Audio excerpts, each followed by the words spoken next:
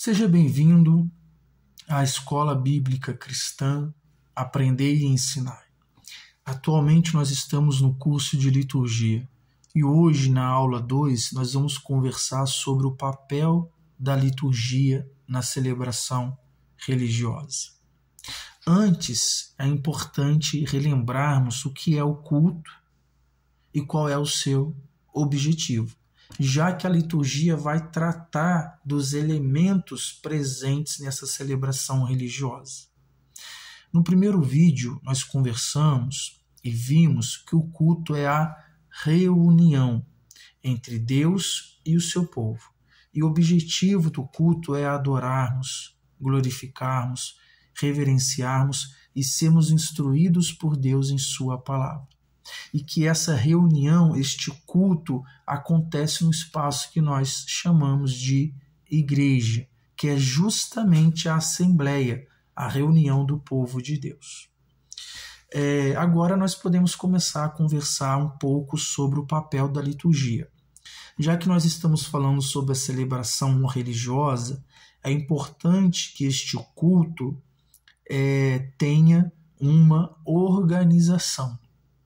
E cabe à liturgia o papel de nos auxiliar.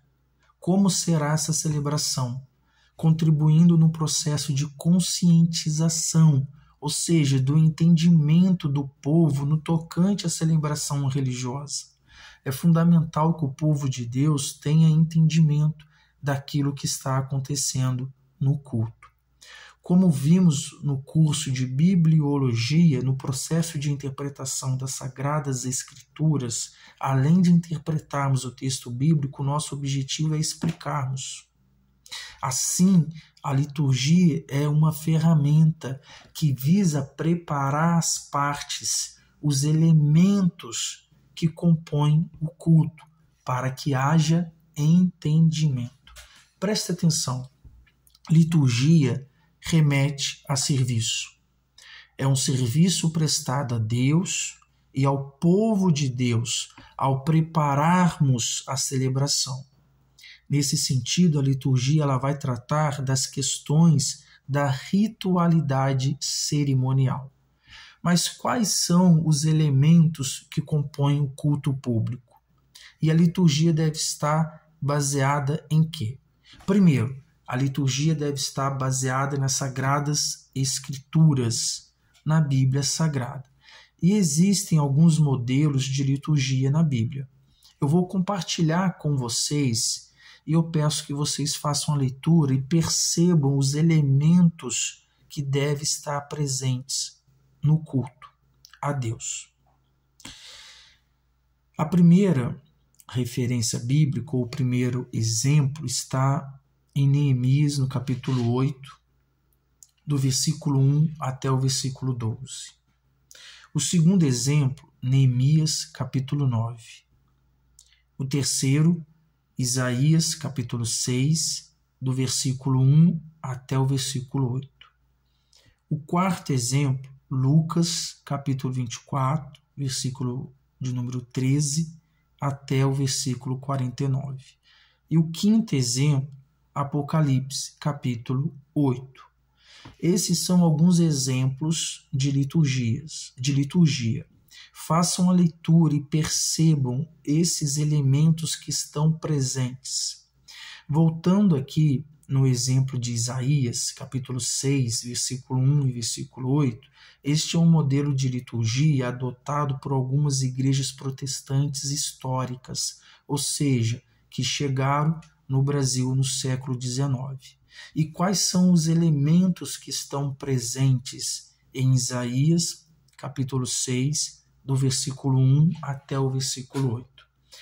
Nesta referência bíblica, nós encontramos a adoração, a confissão, o louvor, a edificação, ou seja, a palavra, a leitura e a explicação do texto bíblico. E a dedicação. São 5 elementos. A dedicação é o compromisso prático com a mensagem. No culto também deve ter a ministração da ceia, ofertas, dízimos e a bênção apostólica. Esse modelo de Isaías, capítulo 6, versículo 1 até o versículo 8, é adotado, por exemplo, pela Igreja Metodista. A liturgia também é composta pelo inário evangélico, antífonas, leitura responsiva, litania de confissão e confissões de fé, visando a participação da comunidade na celebração religiosa. Eu quero compartilhar com vocês o texto no livro de Atos, capítulo 2, versículo 42. Nesta referência bíblica, a gente vai encontrar alguns elementos que estão presentes quando a igreja primitiva, ou seja, o primeiro século, se reunia.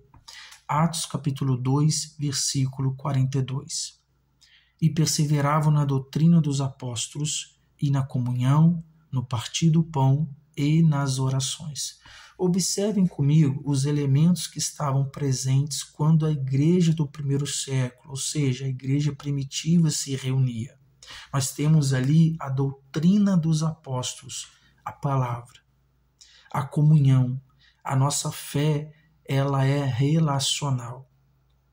Não existe fé em Jesus Cristo, uma fé cristã individual.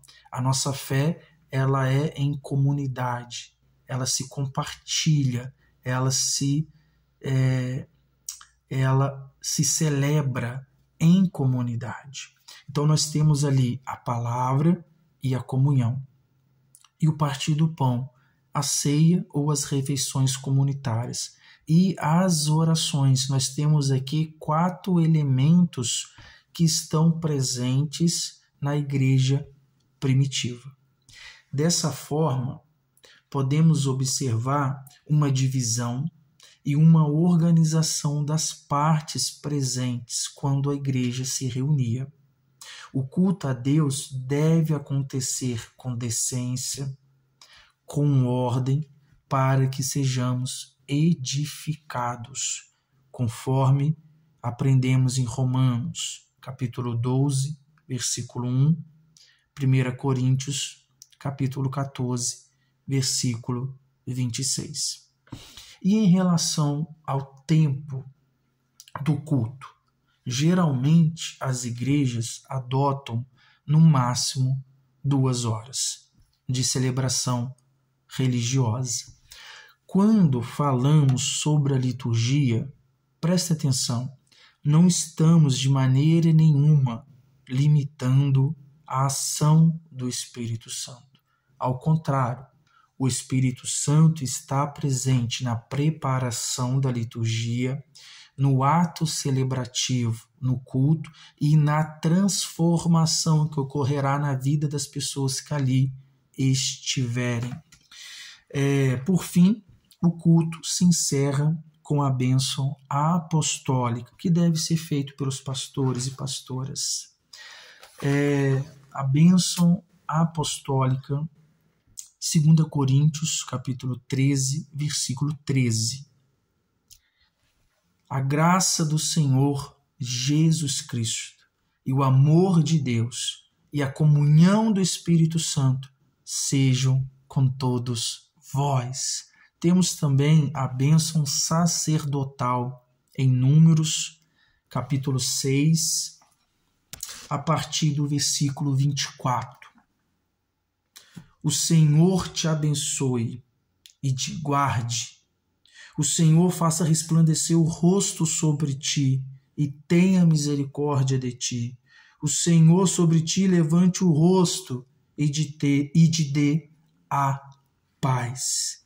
Amém, amém e graças a Deus. Na terceira aula, nós vamos conversar sobre 2 sacramentos, o batismo e a ceia do Senhor.